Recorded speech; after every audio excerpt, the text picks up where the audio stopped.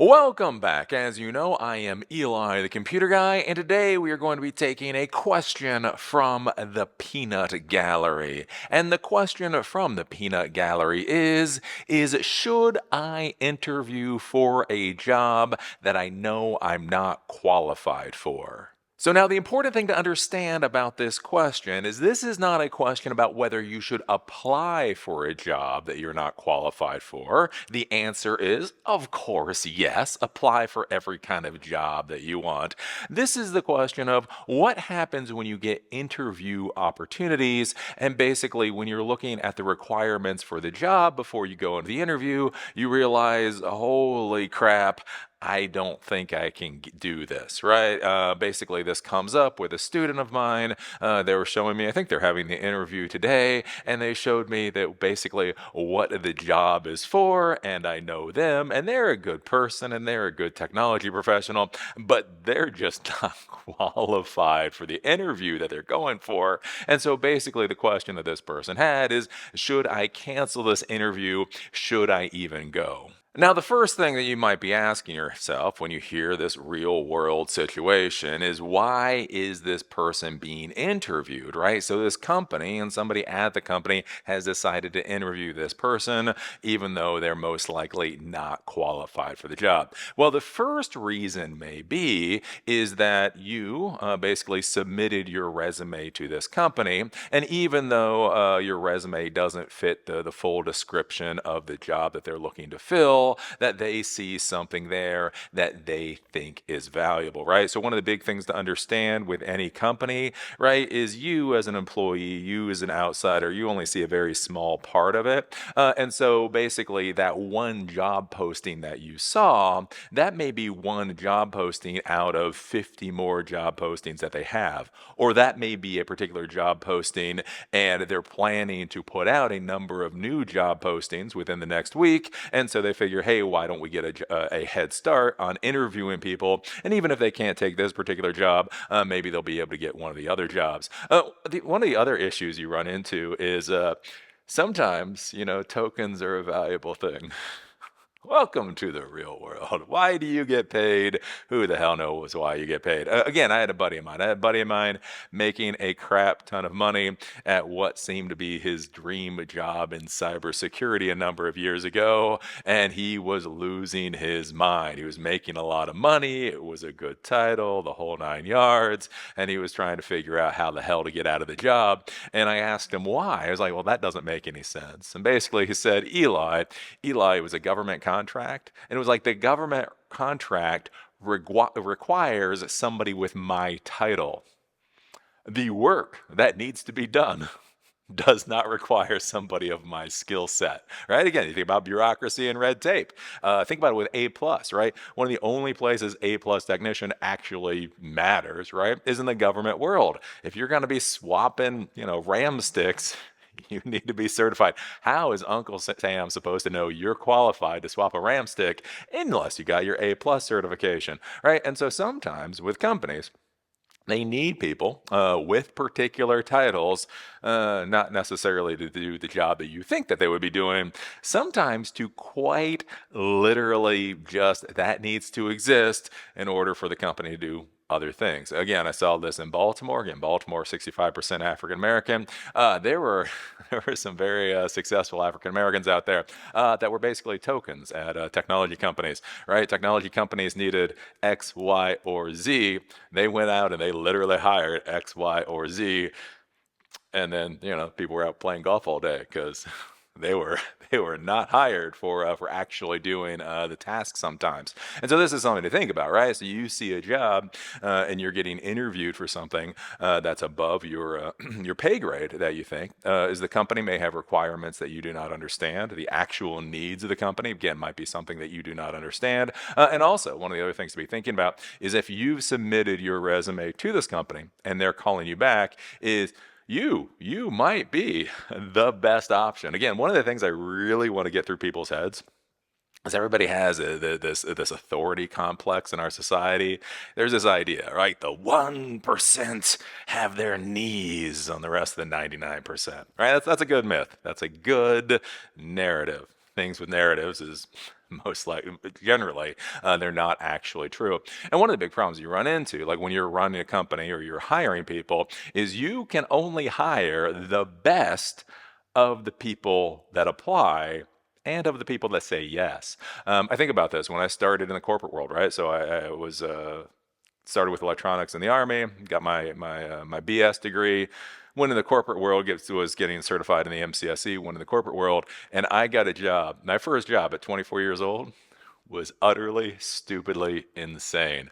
I shouldn't have been hired for it. No 24-year-old should have been hired for it, right? I was responsible. Again, I had half my MCSE done when I got this job. I was a regional support engineer.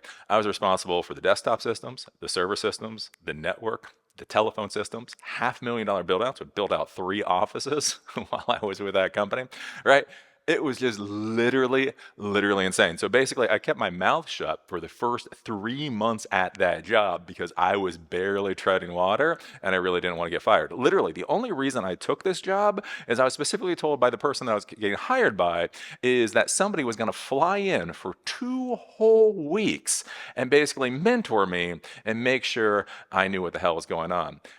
Yeah, that person quit about a day before I started, and I never got that. I was just thrown into this insanity, right? A direct line to the travel department, all this stuff you hear about in the storybooks, like, wow. So anyways, after about 3 months, I go to the human resources person. Once I feel comfortable, once I feel confident, once I feel solid, and I go to her. I'm just like, I don't understand. Why was I hired? Don't worry, I'm doing a good job now. I understand what's going on now. Why was I hired? And basically, I was the best candidate for the job. They just simply did not have many candidates when they put out their job posting, and so wah, they went with me.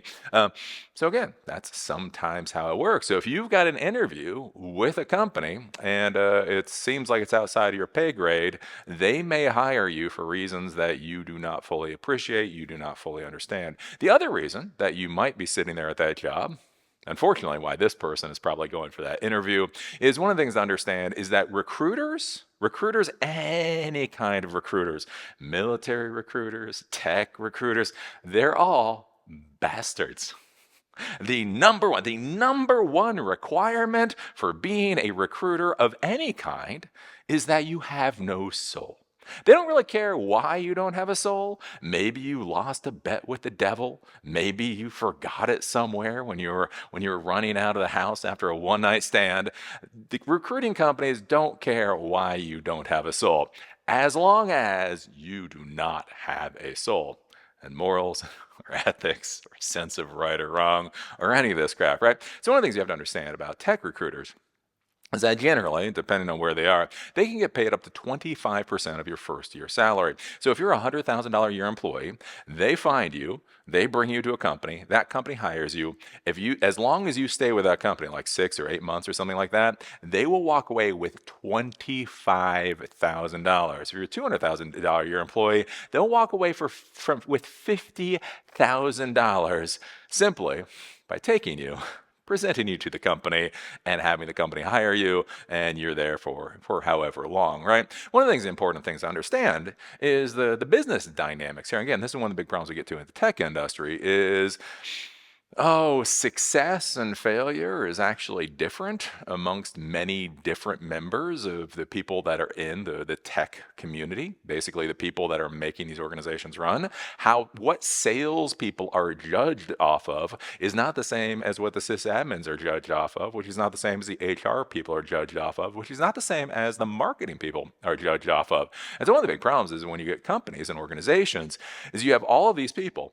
They're trying to keep the ship going in a direction, but how they do that is fundamentally different from how everybody else does things, and that's one of the issues that can bring people to loggerheads. And so one of the things you have to understand is with recruiters, right, this is a numbers game.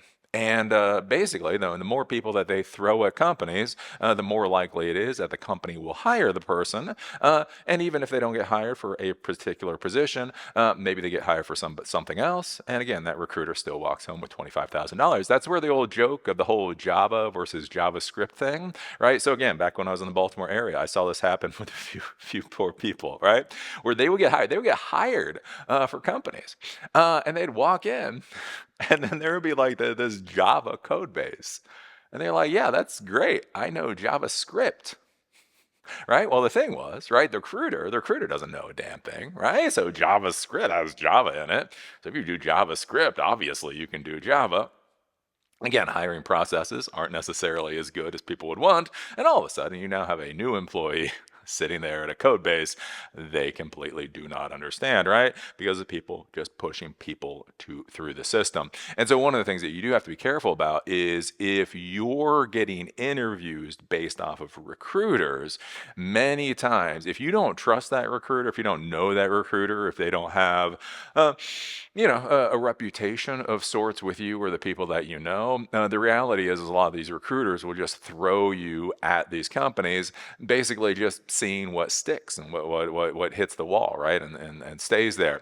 And one of the things you have to be thinking about with these recruiters too is there's no real loss to them, right? So if a company decides to interview you and you're worthless, well, that was time and energy that the company lost, right?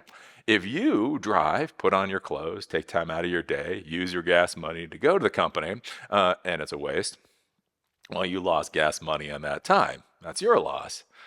Think about it from the recruiter standpoint. The recruiter is like, well, the company lost time and resources, and the person lost time and resources, but I'm doing fine, right? And again, that's where you come into one of those issues. And so when you're looking at a situation when you might be being interviewed for a position that you're not necessarily qualified for, one of the things to be looking at is, did the company come to you, or is this a direct some kind of communication with the company? You've gone through a process, right? Or is it a recruiter that's just sending you to whoever that they're going to send you to? Looking at that situation will kind of tell you how the scales are probably going to be balancing out with whether or not you really are even qualified to get the job that you're interviewing for. Now you might be sitting there and going, "Oh crap, that crap. I had this recruiter, they contacted me. They said there's this interview, and now I'm listening to Eli, the computer guy, and you're just basically saying I'm a strand of spaghetti these bastards are throwing against the wall, and I don't want to be a strand of spaghetti. I don't know if I should do this." One of the big things to be thinking about in anything in the tech world, your life, career, whatever, is basically to look at what your options are. This is one thing a lot of people don't understand is they look at life, and again, they see an opportunity for an interview, and again, there's that idea of, should I take that interview? What I argue is you shouldn't just be looking at should you take that interview, but you should also be looking at, if you don't take that interview, what else could you be doing, right? So if you're in the middle of studying for whatever the certifications are nowadays, again, I'm a not boomer, so I don't know. Let's say you were studying for your MCSE back in the day, right? If you were like one test away from getting your MCSE and you knew that getting your MCSE would definitely get you a job, you get this interview that basically just came in through some crappy ass recruiter, and you're like, look, if I just crack down and I spend the next couple of days, I can just finish my MCSE and I know I'm fully qualified. Is it worth going and doing this stupid interview that I truly do not think I will get the job, right? That's an option right there, right? If you have two different interviews, right? I could go interview for this, or I could go interview for this. So if I interview for this, I can't do this one. I'm going to go for the one that I think has more value, right? That's one of the things to be looking at, is what are your actual options? One of the frustrating things I see in this modern world is people are like, I don't want to waste my time. You're like, okay, so what are you going to do? Watch Netflix? That's not a joke. That's true. You know how many people are like, Eli, I'm not going to waste my time on some stupid ass interview. I'm going to go home and play video games. And you're like, yeah. I mean, I guess it's an option, but it's probably not going to be great for your career. So one of the first things to be thinking about here is do you really have options? If you don't do this interview, is there something truly honestly valuable and worthwhile that can't be put off for whatever reason that you're going to be missing out on? And one of the things that I always argue is you always go for the most valuable option, right? If the option is Netflix or video games or whatever else, or going to take an interview, going to take that interview is going to be much more valuable for you at the end of the day. And so you should hop in the car and put on your clothes and go to the interview. Now, why should you go and do this interview? Eli, it's obvious that I'm not going to get the job. Well, one, as I said before, you might actually be lucky. Again, many times when job postings go out, you will see one of the 20 job postings that went out, and even though you're not qualified for this one particular position, you might be qualified for a different position. Or this position that you're going for, the reality is that a human resources person may have scribbled out what they thought the requirements are, and so the reality is you actually are qualified for the job. You're just not qualified for what the human resources person thinks the job is. And so therefore, when you actually do the interview, you might be able to actually get the job because you're qualified for what they're looking for. Again, this is one of the big ones back when I had the consulting company and back when I was worried about getting hired and that type of thing, is I always remember people were asking for MS SQL experience, Microsoft SQL, right? So Microsoft has their Stack, Active Directory, Exchange, all of that. So they had or I guess they still have a SQL server. So a lot of legacy applications at that time or corporate applications at that time, they would have a backend MS SQL server. And then there would be some kind of custom front end, basically app development of the 2005s, right? Before everybody started getting their own apps, right? A lot of new applications or software, custom, was basically done for large corporations. And so many large corporations would have their own home-built CRM solution, something like that. And the interesting thing is I actually knew SQL back in the day. I learned SQL God knows how long ago, but I didn't know MS SQL. Right, because again, I'm doing classes, I'm doing videos on the main Eli the Computer Guy channel, and the thing is, SQL, structured query language, is more or less the same across all the different SQL servers, but there's specific ways that you administer each type of SQL server. Again, a SQLite, that's my favorite new toy right now. I absolutely love SQLite, but SQLite does stuff its own way. Now, MySQL does stuff its own way. Postgres does stuff its own way.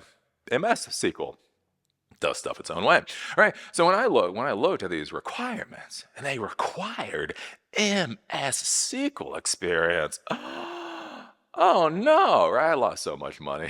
I lost so much money over this stupid HR people.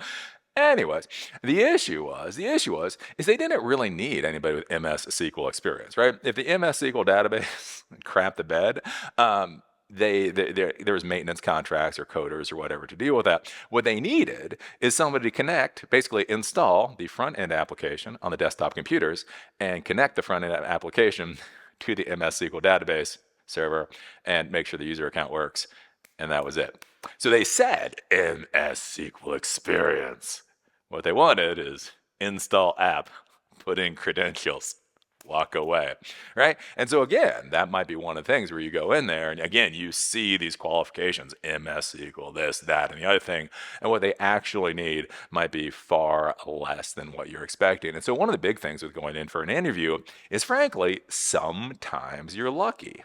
The next thing to be thinking about with taking one of these interviews where you don't think that you're going to get the job, and let's face it, maybe you're not going to get the job. But again, one of the things that you need to be thinking about is that the interview process is a two-way street. Again, one of my big frustrations in the modern world is that the bosses are crushing the employees.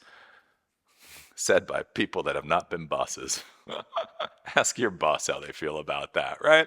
Anyways, the big thing to understand is that that being hired, the interview process is a two-way street. Keeping employees is a two-way street. That's why, like in the tech industry right now, in early 2024, you're seeing this massive change where over the past number of years, you've had like activist employees. And when I say activist employees, I mean they're literally protesting the company on company time and getting their salary while they do it.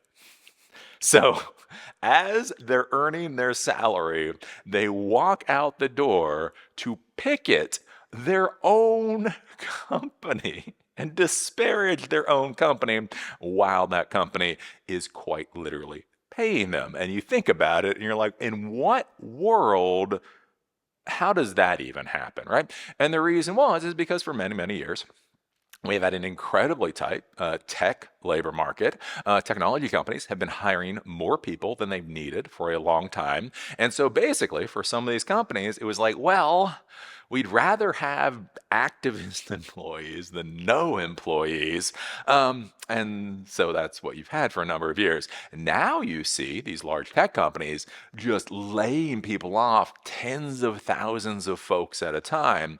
And the reality there is simply because now the employment environment has changed. One company decided to lay off other people, and so now they all feel like they can lay folks off, and so now we have this mass push out of employees, right? But think about this. One minute you can protest the company, literally on the company dime. The next minute you're getting fired, even if you're working your ass off, right? And so one of the big things to be thinking about here is that the whole hiring dynamic is actually a dynamic. There's macro forces and micro forces, what's specifically going on with the company, the whole nine yards, and there's a push and pull. It is not simply that the boss is going to give you a job. The boss, right, is going to make you an offer. You get to decide not just whether to accept the offer, but whether to counter on their offer. They get to decide whether to counter or accept that. And it's this whole back and forth thing. Think of an interview as a conversation. They are not simply trying to decide whether or not they want to hire you. You should be deciding whether or not you want to work for them. Again, that's one of the big issues that we run into the modern world where people really feel like this is a one-way street. The boss decides. No, especially in the technology industry. Again, it's supposed to be a conversation.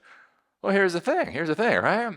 If you're having a conversation, you might as well learn as much as possible, right? Because think about it, especially like if you're new or if you're lower level in the tech industry, one of the big problems is understanding what people need in the tech industry. Again, when you start talking about database replication or trust relationships in Active Directory, there's like a lot of these large concepts that until you've worked on it, like once you've worked on it, it's simple. But until you've worked on it, you don't really understand what's going on. You don't really grasp the concept of what the hell it is that you're trying to do.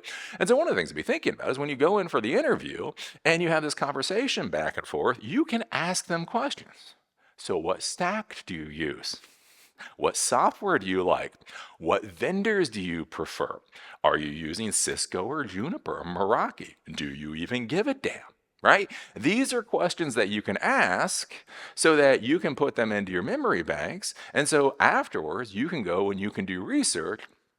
Again, to make yourself more viable as a candidate in the future. If you're in an area, again, going back to my MCSE days, this isn't necessarily how it is now, but if you go out and you're talking with a number of companies, and before everybody was on Cisco, and now people are moving over to Juniper, right? It might be worth it for you to go like, wow, I did 3 interviews. All of them are using Juniper instead of Cisco equipment. Maybe if I get certified in Juniper, I would actually have a much higher likelihood of getting a job than simply knowing Cisco or whatever else, right? There's a conversation there. I think about this with one of the interviews I did, again, way back when, and I gave the answer you all give. I remember when the interviewer, it was a startup company, it was like this life science startup company. It's pretty cool. And he was like, yeah, so I got so I was about finishing my MCSE and I had all the other stuff. And the interviewer, again, he was the head of technology for that company. He was like, yeah, so what do you want to do in the industry? And I gave the answer, computers. Because I was dumb. I was young and I was dumb, and I said computers. I laugh at you at saying computers because I said computers at one point too. And again, that was such a learning experience. My God. 24 years ago. I had that interview 24 years ago, and I still talk about that interview because it was such a good smack in the face. I said computers, and you could see the person interviewing me. He just completely stopped giving a damn at that point. He was like, okay, next person interview. Because, right, saying computers, doesn't mean anything. Again, networking is different than coding, is different than sysadmin. Linux back in the day was different than Microsoft, which was different than Novell. We can say computers, right? And so that's one of the valuable things you get out of doing the whole interview process is one, you get to ask them questions, but then also you get to see the response that they have with your answers. And you realize how dumb it is. And you realize that the answer was so dumb, you still talk about it 24 years later. One of the things, again, with that particular interview, I knew at the end, again, I said computers, I knew the interview was over. I just knew it was over. Like we kept going, it was over. So anyways, at the end, I was like, yeah, just out of curiosity. And again, it's me. I was like, how did I do at this interview? And it was interesting. Again, I knew what the answer was. I think I was like, yeah, you didn't do well. You're not getting the job. And I was like, okay, fair enough. Out of curiosity, what did I make mistakes on or whatever else? And one, computers. He was like, that's not an answer. And then two, one of the things he was talking about, there are these things called remote procedure calls in Windows. I don't know, does anybody else have RPCs? I haven't heard about RPCs in a long time. But anyways, so the software that they were dealing with did a tremendous number of RPCs, with these things called remote procedure calls. And he talked about it. Like when we were doing the interview, he talked about these RPCs. And again, it's not necessarily something that people normally deal with. And so one of the things that he told me is at the end of the interview, he said, well, you didn't ask any questions about these RPCs, these remote procedure calls. And so what our software does is highly reliant on these things. And you didn't seem interested in what we're highly reliant on. And so ergo, we're not going to hire you, right? And so that was a valuable thing. Again, that whole thing of actually be interested in the company that you're being interviewed for. Know something about the company. If the interviewer throws something out, be like, know what kind of question to ask about that to show that one, you're interested, and two, you actually know a couple of things about technology. And that's one of the valuable things you can get out of these interviews, even when they fail. With that particular person, he was like, look, you're new or whatever. Let me take you through the server room on the way the fuck out. And so he took me into a server room and he gave me a nice tour of the very pretty server room that I was not going to be working in. But then I was in the server room. I got to see the racks in a real world environment, a production environment. I got to see the networking equipment. I got to ask questions about what was going on in that server room. And that was all information that I was able to use going into the future. And so that's one of the big things to be thinking about with these interview processes is it's not you. That place, give me a job. Let me just say this. If this is how you think getting a job works, yeah, your life is gonna suck. Nobody wants that. No, nobody wants. It's like dating. Dating, jobs, the same way. Please, I want a girlfriend. Yeah, the surest way to not get a date and be like, I'm so desperate. Yeah, that's not going to work out very well, right? And so you got to stop with it. It's that relationship, that back and forth. So if you go into this, again, you learn about the other side. You see what they're interested in. You show that you're interested in the things that they're talking about, the whole 9 yards. That is a very valuable takeaway. And that's something that you can take to the next job, right? So the next job, maybe the interviewer will take you into the server room and you can go, and here's a cool thing. Here's a cool thing about the tech industry. You can just say words sometime. I'm going to tell you a secret. Sometimes in the tech industry, people are very impressed that you said words. So this is an interesting server room. Yeah, so I see you're using, I think it was HP back at the time. I see you're using HP networking equipment over Cisco. Yeah, so what's the benefit? Oh, you noticed what networking equipment we use. That's a good eye. No, it's just an eye. It's just an eye. It's just a really stupid question.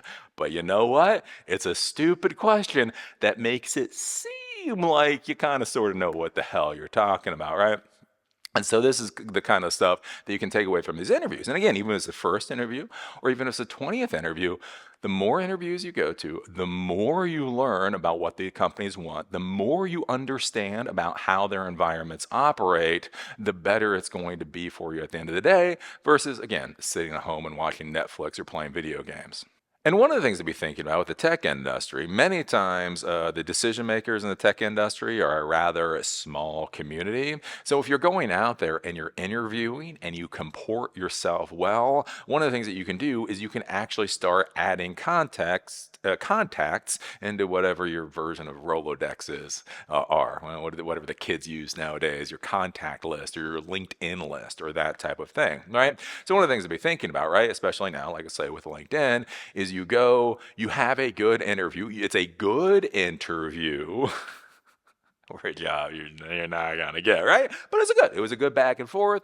The hiring person likes you. You're just not qualified for the damn job. You both get to bitch about the damn recruiters. One of the things you can do is at the end of the day, you can try to actually add that whoever you were talking to into your LinkedIn contacts, right? Message them. It was good to meet you today. I'd like to stay in touch as I grow my career or whatever else to possibly, have opportunities in the future. And the interesting thing is many times, those kind of people will just click yes. Because that's the funny thing. Social media is like one of the great levelers. Whether you're a 13-year-old tween that's like twerking on TikTok to get views, or you're a 60-year-old CEO, everybody basically just accepts friend requests. And why that's important, right? That's important, right? Is one of the things that you should be doing with your career is publishing. Whether it's YouTube videos, whether it's blog posts, you should be doing projects. You should be doing things, again, GitHub. Again, if you're in coding, doing GitHub, you should be building things. And then you post that to your feed. Well, the thing is, if you go out and you interview 4, 5, 10, 20, 40 times, you add a number of these people that interviewed you into your LinkedIn, connections on LinkedIn, and you're constantly, every day or so, you're posting interesting things about the tech world, especially that they might be interested in cybersecurity incidents. You're dealing with a new set of code, why this is better than that, whatever else. Again, you got to think about it. You got to be smart about it. But you publish that keeps you in their brains, right? And again, especially if the interview went well. One of the things you have to be thinking about with the interview is not just the short term, whether or not you get the job, but again, whether you can create that relationship, whether they like you, whether they respect you. I respect you. You're just not qualified for this job, right? Well, if they connect with you and you're posting things and you're showing what you're doing and you put up your volunteer stuff and you do that kind of thing, again, they may not have a job that you're qualified for now, but a month from now, 2 months from now, 6 months from now, something like that might actually come up. And they might pass that along to you. The other thing to be thinking about, again, one of the things I talk about, there's these phrases, buzzwords or whatever. One of the big ones that people say is, it's not what you know. It's not what you know. It's who you know. Right? That's one of the big things. I argue it's not what you know. It's not necessarily who you know. It's who knows you. The most important conversations that will change the course of your life, you will never know existed, for good or for bad, right? It's when two decision makers sit down with resources and start spitballing who they could use for a particular project or for a particular splot or for a consulting gig or whatever else, right? Because basically that's one thing. Again, when you think about this in the real world with business and leaders and all that, they need people to do work. And so one of the things a lot of folks don't think about is leaders sit down and drink beer, right? And eat tacos or whatever, just like everybody else does, right? You're sitting there and bitching about the servers or bitching about the bosses. The bosses are sitting there and bitching about the servers and bitching about the employees. And they're trying to find somebody to slot into a particular position. And so again, if you made a good creative relationship with that person, you've been posting decent stuff on LinkedIn, they may be sitting down with somebody who needs to do a deployment or whatever else and be like, hey, I've been following this kid for a while. Again, not good enough, again, not skilled enough for our particular company, but for your particular company, that might actually work out. This is one of those kinds of things that you need to be thinking about. And again, why interviewing, even for jobs that you're probably not going to get, really actually does make a lot of sense. And now the final thing with this is this whole idea of dealing with rejection. Because one of the interesting things nowadays is, again, whether you're a tween or whether you're a 60-year-old CEO, it's too hard to talk to anybody anymore. Why talk to people when you can just ghost them? right? This happens with a lot of folks. You go through this whole interview process or whatever else, and you just stop hearing from the company. This makes a lot of people frustrated. They're like, well, why should I even apply?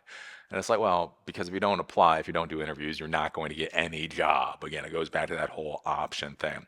But one of the big things to be thinking about with this too is this whole idea of like with rejection is again taking power, taking agency in this whole event that is transpiring so that you take away something even if they ghost you at the end of the day.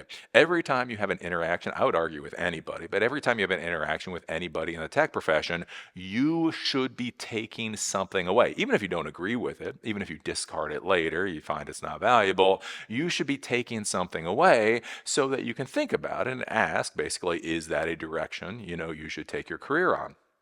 Again, asking about the technology stack, asking about the vendors, asking about the certifications, asking about the qualifications. You on the way out, just out of curiosity, can I see the server room, right?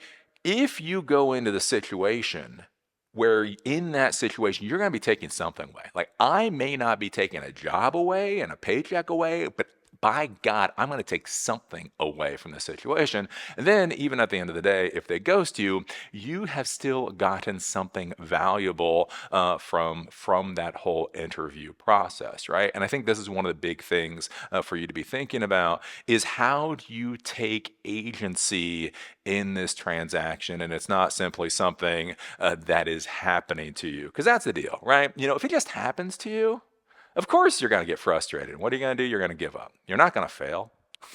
Failure is for people who break legs, right? If you're trying to run a marathon and your knee shatters, you failed. You failed. Your knee shattered, right? You can't do it. I don't care what the Navy SEALs say.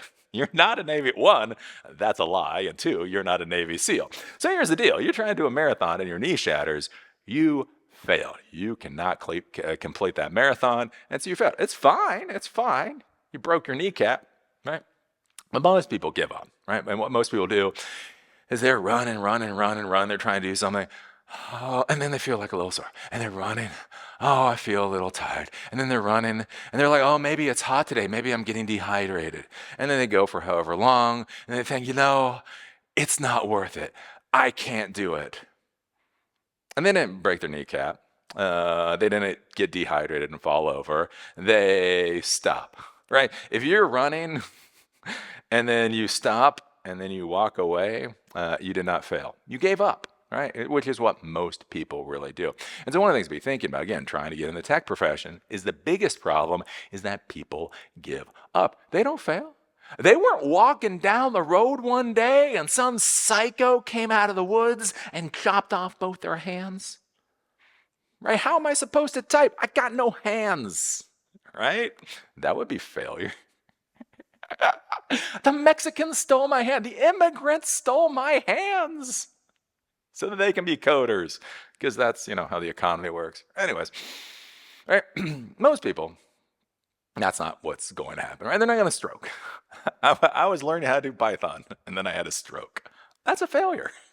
If you're learning Python, you're like saying you're tippy-tap typing for like 4 hours a day, and then you stroke out, yeah, you're probably not going to be a coder. Sorry. I'll say it. I'll say the politically incorrect stuff. Anyways, right? But that's failure. What happens with most people in the technology industry is they go out there, and it feels like they're beating their head against the wall, and at some point, they just stop. They just give up. I can't do this anymore. And so one of the things to be thinking about is one of the things that keeps your motivation is if you actually feel like you have agency in the activities that are going on around you, right? So if you go in, you are a sheeple. You're truly a sheeple, right? And so you have a recruiter, and the soulless recruiter sends you to a job that you're not qualified for, and so you go to that job. Yes, sir. No, sir. Yes, sir. No, sir.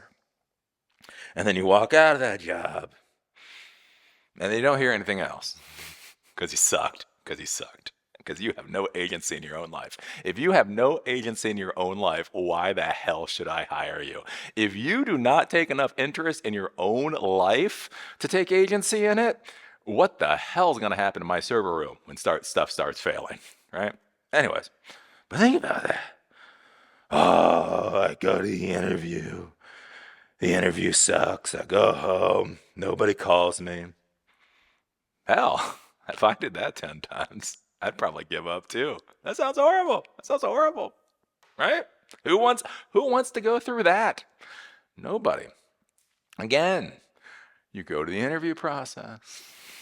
You have the back and forth. You learn. You then go home. You start building projects, or you volunteer, or you do things based off the information you heard from that last interview. You go to the next interview. You're like, blah, blah, blah. These are the things that I've been doing. And you say, based off of the previous interviews, I realize this is the stuff that's interested, people in the tech industry are currently interested in, and that's why I'm working on this. Right? And then you go back, and then you do some more stuff, and then you go to the, right? This is something that you're part of. This is something that keeps you motivated to keep going and keep doing. Because remember, especially if you're an employee, all you need is one person to say yes, right? Sometimes people say yes on the first interview, and sometimes it takes 50 interviews, right? But keeping you motivated through that process is the important thing. And so that's one of the things to be thinking about, like not just like with dealing with rejection, but again, thinking about, okay, what if this company ghosted me? Again, what if the recruiter is soulless? We're not going to say what if. The recruiter is soulless. What if this company ghosts me? What am I going to do to take something valuable out of this so that it's not a waste of time for me? I think that's a very important thing to be considering. And so there you go. There are some thoughts about whether or not you should take an interview for a job that you're absolutely not qualified for. Again, the big thing in this whole process is to realize this is a process. There are systems you do not understand nearly as much as you think you understand. And really, when you look at it at the end of the day, what you should be asking yourself is, what are your options? Is the option to do this interview that you're probably not going to get the job for, or finish your certification, or do a volunteer opportunity repairing computers, or do something else? Or is it do this job interview or play Netflix, right? Doing the interview is going to be much better. And then with this, actually taking agency, having agency in this, so that when you go in, you are going to take something out of that interview. You are going to know what their tech stack is. You are going to know why they went with Meraki over Cisco. You're going to understand whether they're using local infrastructure or cloud infrastructure or hybrid infrastructure. You're going to understand why they decided on VMware versus AWS, or AWS over Azure, or Azure with DigitalOcean, or whatever else, right? That you go in and you take something out of that interview so that you can go and you can work on things on your own. Again, if you go out there and in your area everybody's using Azure, then go home and study Azure. Again, it's really important to understand, like a lot of these technology products are very geographic centric for some reason. I always talk about this like in the old days, when I got my MCSE. So Novell, NetWare engineer was a big one, or the MCSE. Thankfully, I went with the MCSE. I didn't know the difference between the two. Computers, right? So I got my MCSE. But here's the thing. East Coast was very MCSE, and West Coast was very Novell. Just happened to work out that Microsoft stole enough of what Novell was doing that they bankrupted them. So Microsoft won. But anyways, the important thing to understand, being in the Baltimore area, getting the MCSE was a much more valuable skill set than Novell. So again, if you go to an interview and they say, we use this particular technology, and you hear that a couple of times, you start to understand the technology value in your area. Again, if you go back to 2015, Ruby on Rails was that was the node of its time. Anyways, one of the interesting things, West Coast, basically anything west of the Mississippi, they were all using Ruby on Rails. Anything east of the Mississippi, everybody's using PHP. Ruby was easier to learn and deploy. PHP was actually more resource efficient. Why? I don't know. It's just how it was, right? When I went and I talked with companies in Denver or in Austin or in Seattle, they were using Ruby on Rails. When I talked with companies in New York or Baltimore, Washington, D.C., they were using PHP. It was just a geographic thing, right? So if you're trying to get a job, sitting down and talking with these people and pumping them for as much information as possible to learn what technology do they need. Again, we talk about cloud, the cloud. Eli, what cloud certification should I get? I don't know. What do people in your area need? Are they using AWS? Are they using Azure? Are they using Hyper-V on Microsoft? Are they using VMware? Right? Again, cloud is cloud. I mean, understanding virtualization and all that's relatively simple. Most of it's just understanding the configurations and how all that kind of stuff works. So if you go and you talk with a number of folks and they're like, yes, we are using the Azure platform. So we're already in the Microsoft stack. We've decided to use the Azure platform. And then you know, okay, to try to get a job, I need to focus more on Azure. Or again, you might be in an area much more startup-y. They like AWS. Okay, they're focused on AWS. And so, okay, you get the AWS certification. Again, this is one of the big questions I get out of people. I don't know where they are. I have no idea where the hell you are, and I don't really care. And they're like, Eli, should I get AWS certification or should I get Azure? I don't know. What the hell are people hiring for? What do people in the area want? I don't know. Again, there's weird geographic crap for the technology that actually gets used. Why? It's just one of those weird, quirky things. So if you're trying to get a job, it's important to understand what people in your area are actually using, and then you align yourself for getting those types of jobs. That's kind of what I would say with all of this. Are recruiters evil, horrible, nasty people? Yes. Yes, they are. But they do fulfill a purpose. Sadly. You know what I'm saying? It's kind of like poop. Poop is nasty, but it's used as fertilizer. And corn is good. So if you want corn, you got to deal with poop. If you want a job, you got to deal with recruiters. It's just how it works. So anyways, that's about all I've got to say for this particular video. As always, I enjoyed doing this class or lesson or whatever the hell this is, and hope to see you at the next one.